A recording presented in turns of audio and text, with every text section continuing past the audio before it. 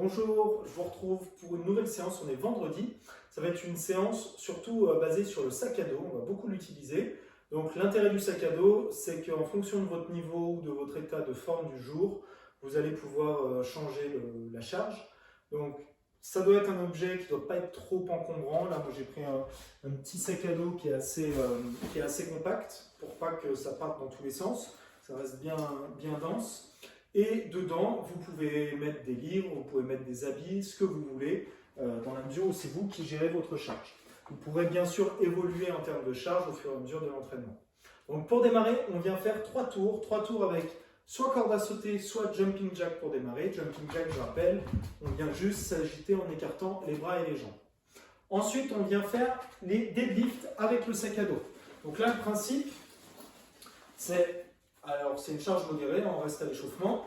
Vous gardez les pieds largeur de hanche, vous faites passer le sac à dos entre les jambes, on passe entre les genoux, on doit avoir les bras qui passent entre les genoux, et on vient avec le dos droit, on vient se redresser en poussant sur les talons.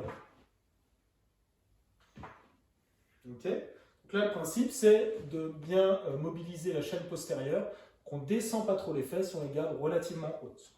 Une fois que c'est fait, on vient faire les high pulls. Donc les high pulls, ça va être la même chose, sauf qu'en plus du deadlift, donc on rajoute le deadlift et on va venir tirer avec les coudes vers le haut. Rappelez-vous, comme ce qu'on faisait en haltéro avec la barre, on vient tirer avec les deux bras pour la ramener à peu près sous le menton. Donc soit vous vous positionnez ici, sur le dessus de votre sac, mais ça réduit un petit peu l'amplitude au sol, soit vous venez le chercher sur les côtés et vous venez faire les tirages. À vous de voir la hauteur du sac, pas que ça vous gêne et que vous mettiez des coups. Ensuite, vous avez les front squats. Donc là, vous gardez votre sac contre vous. Vous pouvez le poser sur les bras ou le garder plaqué bien contre la poitrine. Et vous venez monter les coudes au maximum pour faire votre squat. Okay. Donc là, les front squats. Et on vient faire 3 tours comme ça. Donc n'hésitez pas à monter petit à petit en charge, à rajouter un habit ou un bouquin à chaque tour. Une fois que c'est fait, on vient faire 15 minutes où vous allez évoluer un petit peu. Vous restez sur la corde à sauter. Soit vous faites la corde à sauter, soit vous faites des mountain climbers. On ne vient pas faire des jumping jacks. Je vous rappelle, les mountain climbers, vous avez la position de planche bras tendus et vous venez monter vos genoux en direction des coudes. Dès que c'est fait, donc là vous en ferez 1 minute à la place de la corde à sauter. Dès que c'est fait, vous venez faire des sumo deadlift high pull. Donc, sumo deadlift high pull. Tout à l'heure, on a fait un deadlift normal. Le sumo deadlift, vous avez une prise qui est bien plus large que votre prise de squat classique. Donc, plus que la largeur d'épaule. L'intérêt, c'est que vous pouvez mettre de la vitesse directement dès le départ. Vous n'allez pas taper votre genou avec l'objet. Donc, vous venez vous positionner. Ça ne veut pas dire que vous ne fléchissez pas vos genoux. On les fléchit toujours un petit peu. On regarde loin devant. Et on vient tirer. Donc d'abord l'extension du bassin et ensuite le tirage avec les bras. Donc vous en avez 15 à faire comme ça. Ensuite on vient faire des hang power clean. Donc là ça va dépendre forcément de votre sac à dos. Le plus simple ça sera de le prendre par les lanières. Pardon, j'ai mal à m'exprimer.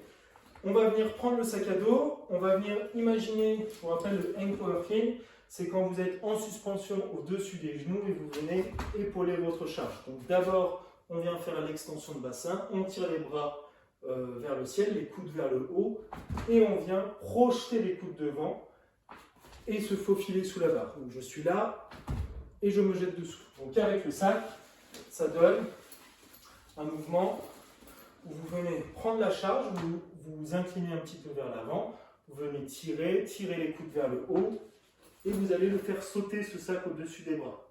C'est ce qui est le plus simple et c'est ce qui va simuler au plus proche un mouvement avec la barre. Donc je suis ici.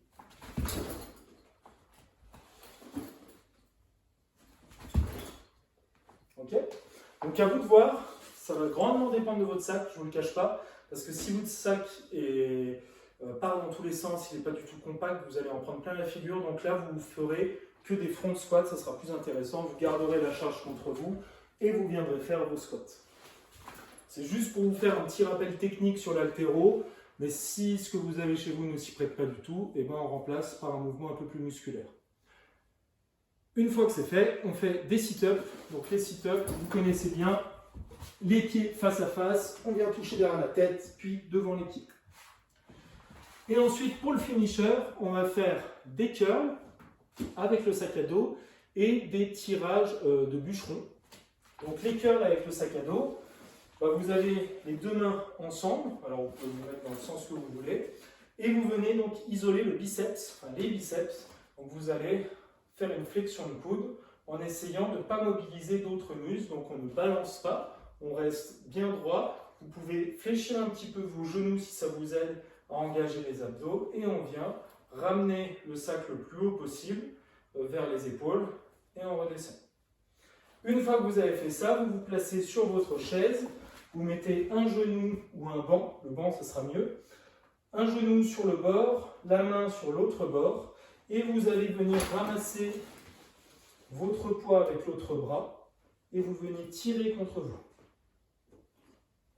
Okay, je me mets sans charge, je viens me mettre bien au bord, je tiens bras tendu, donc je viens relâcher mon omoplate et je vais venir tirer contre le buste. Okay, donc on n'écarte pas le coude, on le garde contre soi.